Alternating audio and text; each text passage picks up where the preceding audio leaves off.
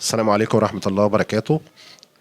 احنا النهاردة في جمعية لقمة عيش هنعمل حوار كده مع زميلتنا في الجمعية كده الأستاذة رشا عباس. تمام، وهنتكلم معاها كده وهنوجه رسالة من خلالها للناس كده ان هي توجه رسالة للناس كلها ان الجمعيات الخيرية دي بتقدم ايه اللي الجمعيات الخيرية بتقدمه. بتقدم مساعدات للأيتام والأرامل المطلقات وذو الهمم وخدمات إذا كان في حفظ قرآن، في أنشطة رياضية بس. تمام. طيب انت من وجهة نظرك كده شايفة ان الجمعيات دي فعلا بتقدر تساعد الناس ولا برضو مش قد كده في المساعدات؟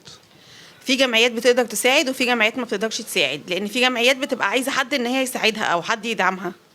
فلو في حد يقدر إن هو يدعم الجمعيات يبقى جزاه الله خير يعني. طيب هنوجه رسالة من خلالك كده توجهيها لرجال الأعمال وتوجهيها للناس المقتدرة إن هم يعني يقدروا يساعدوا الحالات، وحالات دي بتعتبر زي إيه يعني؟ احنا بنواجه المسؤولين، يعني ان هم رجال الاعمال يعني مشكورين ان هم يقدروا يساعدوا الجمعيات اللي هي محتاجه، لان في ناس محتاجه كتير جدا، يعني في ناس اللي هم الارامل المطلقات ايتام، الحاجات دي بتبقى محتاجه، وذو الهمم برضو بيبقوا محتاجين مساعدات. فلو هم يقدروا مشكورا ان هم يساعدوا الجمعيات اللي هي محتاجه او يقدروا يدعموها فيبقوا مشكورين.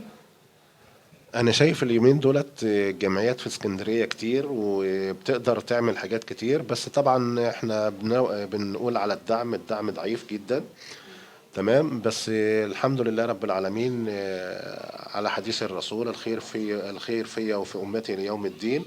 ففي ناس كتير برضو تقدر من خلالها تساعد الناس الغلابة دولت، وبنوجه لها رسالة من خلال الجمعية عندنا. تمام، احنا محتاجين كل دعم، ومحتاجين كمان دعم الشباب والسيدات، ودعم الشباب انه يدعم الجمعية بالتطوع. تمام،